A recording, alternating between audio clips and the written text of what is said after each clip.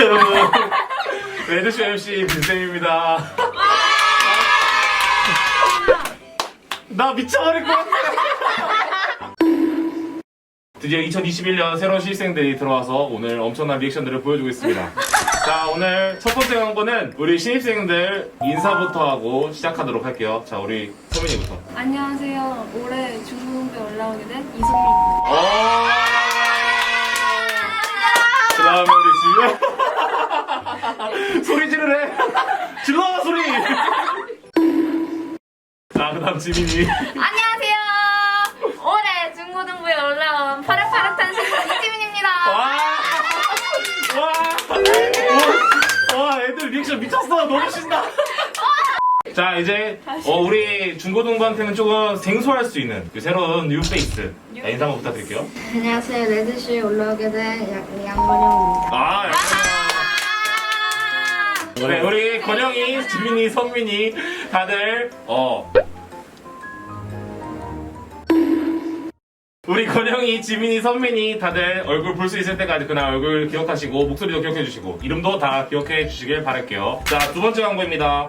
우리 기도집이 아니네요. 자, 다시 두 번째 광고입니다. 자, 우리 온라인 예배가 지금 계속 진행되고 있어요. 혹시 우리 예배 본 적 있어요? 본적있죠? 건영이는요? 본 적 있어요. 아, 진짜? 네. 우리 예배를? 네. 그래? 우리 예배 하루 몇 시라고요? 9시 50분. 10시 50분 누구야, 나와. 우리 예배 몇 시? 9시 50분. 아, 좋아요. 9시 50분까지 준비해야 되는 거지 9시 50분부터 준비하면 안 돼요. 세 번째 광고입니다. 우리 2020년도에 기도했던 거 기도집이 지금 완성이 됐어요. 이미 받은 사람이 있을 수도 있고 아직 못 받은 사람이 있을 수도 있는데. 자, 네 번째 광고입니다. 우리 맨날 하는 광고 뭔지 알아요, 혹시? 큐티. 아, 그치. 역시 맨날 보니까 안 해. 우리 큐티 매일매일 꼭 하고 있나요? 혹시 큐티 해본 적 있어요? 해본 적이 있는 거야? 아니면 아직도 하고 있는 거야? 하고 있어. 오, 중고등부 학생이라 중학교 1학년 이 정도야. 큐티 합시다. 큐티합시다. 첫 번째 광고입니다. 다음 주 기도는 부회장 송유리예요. 우리 유리가 다음 주 기도고요. 광고는 룰렛 한번 돌려봅시다. 돌려. 돌려.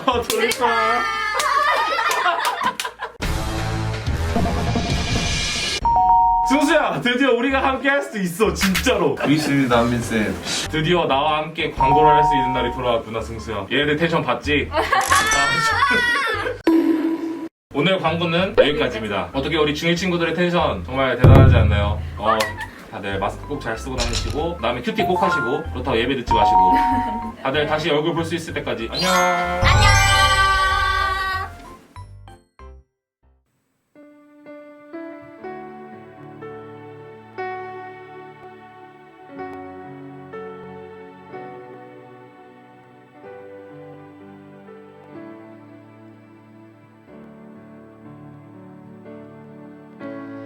고단한 인생길 힘겨운 오늘도 예수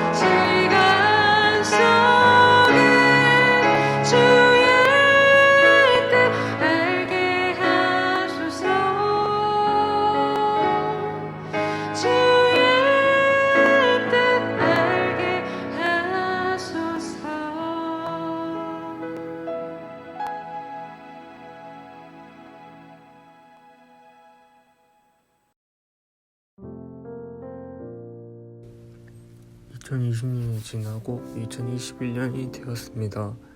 2021년도 잘 지낼 수 있게 해주시고, 교회를 못 가는 상황인데 집에서도 예배를 귀 기울여 잘 드릴 수 있게 해주세요. 우리가 어디서 예배를 드리는지 하나님이 함께 하시는 것을 깨닫게 해주세요. 예수님의 이름으로 기도드렸습니다. 아멘.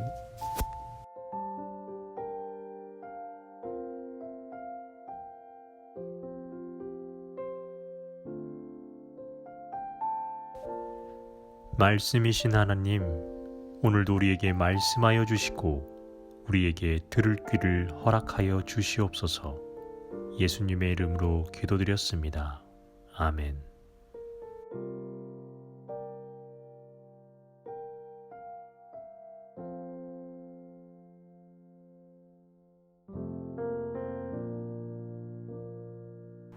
말씀이 육신이 되어 우리 가운데 거하심에 우리가 그의 영광을 보니 아버지의 독생자의 영광이요 은혜와 진리가 충만하더라. 네, 오늘은 함께 하시는 하나님이란 제목으로 여러분들과 말씀을 나누고자 합니다. 함께라는 단어를 우리는 자주 사용하기도 하죠.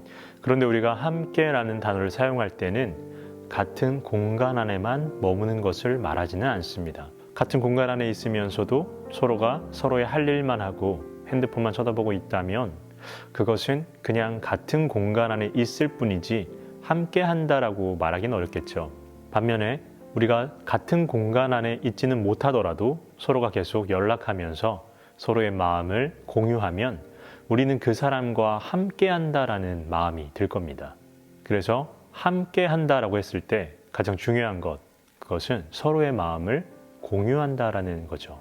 이것이 바로 함께 한다는 겁니다. 그런데 하나님께서도 이와 같이 우리와 함께하고 계시다는 겁니다. 특히나 오늘 본문은 그 내용을 직접적으로 언급하고 있죠. 오늘 본문인 1장 14절을 우리 다 함께 읽어보도록 하겠습니다. 말씀이 육신이 되어 우리 가운데 거하심에 우리가 그의 영광을 보니 아버지의 독생자의 영광이요 은혜와 진리가 충만하더라. 아멘. 말씀이 육신이 되었다라고 합니다. 말씀이 누구입니까? 우리가 지난주에 나누었던 성경 구절 중에 1장 1절을 읽어보면 말씀이 곧 하나님이라고 이야기를 합니다. 그렇다면 말씀이 육신이 되었다라고 하는 것은 말씀이신 하나님께서 인간의 육신을 입으셨다라는 겁니다. 그런데 우리가 이 말씀을 그냥 그렇게만 생각하고 넘어가게 된다면 이 구절은 예수님을 이야기하는 것이구나 라고 끝이 납니다. 여기서 우리가 해야 될 질문이 한 가지 있어요. 그것은 예수님은 누구입니까? 요한복음에서 말하고 있는 예수님은 누구입니까? 라고 질문을 해야 된다는 거죠. 요한복음에서 말하는 예수님은 말씀이신 하나님이 육신을 입은 분입니다. 육신을 입으셨다라고 하는 것은 단순히 하나님께서 이 땅에 내려오셨다라는 정도가 아니라 하나님이 있어야 할 그 자리에서 사람들이 살고 있는 자리로 오셨다라는 것, 이를 통해서 하나님은 사람들과 함께 감정을 서로 공유하고 사람들이 느끼고 있는 희로애락을 함께 느낀다라는 것을 말하고 있는 겁니다. 그것이 육신을 입었다라는 이 메시지가 우리에게 주는 의미입니다. 그런데 여기서 이어서 14절에서는 거하심에라고 이야기를 합니다. 여기서 말하는 이 거하심에도 매우 중요한 의미가 있습니다. 여러분이 한 번쯤은 들어봤을 것이고 누구는 잘 알고 있는 내용이 하나 있죠. 이스라엘 백성들이 이집트에서 종살이를 하다가 하나님이 모세라는 인물을 통해서 이스라엘 백성들을 끄집어냅니다. 그리고 하나님과 약속했던 그 가나안 땅으로 이동을 하게 되죠. 이 모든 과정을 그린 것이 출애굽기, 레위기, 민수기, 신명기, 그리고 여호수아입니다. 여기서 잘 보다 보면 이스라엘 백성들이 이집트에서 곧바로 가나안으로 간 것이 아니라 광야라는 곳에서 40년을 생활을 하는데 그때 그 광야 생활 중 성막이라는 것을 짓습니다. 나중에 이 성막은 성전이 되죠. 그런데 이 성막이라는 것에 하나님이 그곳에 거하신다라는 개념이 담겨 있어요. 여기서 말하는 하나님이 거하신다, 다시 말하면 하나님의 영광이 그 성막 가운데 임했다라는 건데, 여기서 말하는 그 거하시매가 바로 14절에서 말하는 거하시매와 같은 의미를 갖고 있는 말입니다. 하나님이 과거에는 성막에, 성전에 거하셨다면 이제는 어디에 거하신다라고 나와 있죠? 바로 우리 가운데라는 겁니다. 하나님께서는 자신이 있어야 할 자리에 계속 계시지 않으시고 사람들이 살고 있는 자리로 내려오셔서 우리 가운데 거하신다라는 겁니다. 다시 여러분들에게 질문합니다. 그렇다면 하나님이 우리와 함께 하신다는 것은 무엇입니까? 말씀이신 하나님께서 육신을 입으시고 우리 가운데 거하신다라는 것은 어떠한 의미가 있습니까? 앞서 언급했던 것처럼 하나님이 육신을 입었다라는 것은 우리가 느끼는 희로애락 모든 것들을 하나님은 함께 느끼고 계시다라는 겁니다. 하나님은 이렇게 우리와 함께 하시다는 거죠. 지난주에도 언급했었던 코로나로 아이들이 잃은 것들이라는 책을 보게 된다면 그곳에는 여러분들과 비슷한 또래의 사람들이 나와서 자신들의 고충을 이야기합니다. 그들이 처음 코로나를 겪으면서 학교는 온라인 클래스라는 것을 하게 되었죠. 처음에는 학교를 안 가니까 좋기도 했고 온라인 클래스가 귀찮기도 했다고 합니다. 그런데 이것이 장기화되다 보니 힘들었다고 이야기를 하죠. 그런데 그때 그들의 마음을 전혀 모르는 어른들이 그 아이들에게 뭐라고 이야기를 했냐면 너 학교 안 가니까 좋지? 라고 물었답니다. 처음엔 당연히 학교를 안 가니까 조금은 좋았다고 하죠. 그런데 이것이 장기화가 되면서 학교 친구들과 선생님들을 보지 못하는 불편함과 불안함이 자신들 마음에 있었다라고 합니다. 그리고 학교를 안 가다 보니 집에 있는 시간이 아주 많아졌죠. 그러다 보니까 부모님의 잔소리를 하루 종일 듣는다는 거죠. 처음에는 할 게 없으니까 핸드폰을 만지작거리면 핸드폰 만진다고 잔소리를 듣고, 그래서 핸드폰을 내려놓고 가만히 있게 되면 가만히 있는다고 잔소리를 들었고, 그래서 뭔가 책이라도 보려고 책을 펼치면 아직도 그 페이지를 보고 있냐라고 잔소리를 들었다라고 합니다. 그러면서 그 아이들이 느낀 것은 학교가 정말 소중한 곳이었구나. 그리고 자신은 이 집에서 필요가 없는 사람인 것 같다라는 감정까지 들었다고 합니다. 정말 그들은 필요 없는 존재일까요? 그들의 부모님들 중 그 누구도 아이들이 필요 없다라고 말하거나 필요 없다라고 생각하지 않습니다. 다만 우리는 모두가 이 코로나를 처음 겪었기 때문에 서로가 서로의 마음을 돌봐줄 여유가 없는 것뿐인 거죠. 아무리 같은 공간 안에 하루 온종일 있더라도 서로가 서로의 마음을 공유하지 못하고 서로가 서로의 마음을 알아주지 못하면 함께 한다는 느낌이 안 든다라는 겁니다. 우리가 누군가와 함께 하고 싶다면 당연히 그 사람과의 마음을 공유해야 된다는 거죠. 하나님께서는 이렇게 우리와 함께 하신다는 겁니다. 어디에나 계신 분이기 때문에 우리와 함께 하셔가 아니라 어디에나 계시면서 우리와 함께 슬퍼하고 우리와 함께 아파하고 우리와 함께 기뻐하며 즐거워하는 분이 바로 하나님이라는 이야기입니다. 그리고 그 하나님께서는 저 높은 하늘에 계신 분이 아니라 우리 가운데 우리와 함께 계시다는 것을 말하고 있습니다. 이 모든 내용이 오늘 우리가 읽은 14절이 우리에게 들려주는 내용입니다. 그러므로 우리 드리는데 여러분, 우리가 힘들 때, 때론 슬플 때, 그리고 기쁠 때, 즐거울 때, 어느 때에든지 하나님이 우리와 함께 하고 계시다는 것을 믿으시길 바라며 이번 한 주도 우리와 함께 하시는 그 하나님과 동행하시길 주님의 이름으로 축복합니다.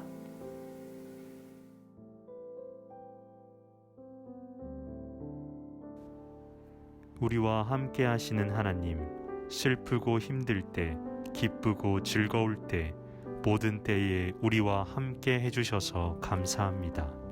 하나님이 우리와 함께 하시는 것처럼 우리 또한 하나님과 함께 할 수 있도록 이끌어 주시옵소서. 예수 그리스도의 이름으로 기도드렸습니다. 아멘.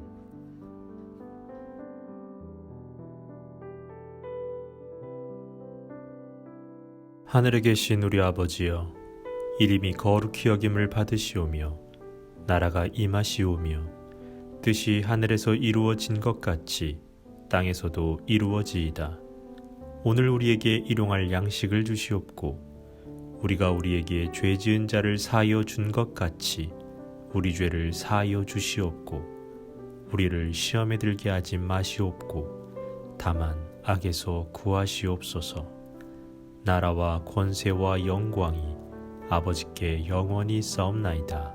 아멘.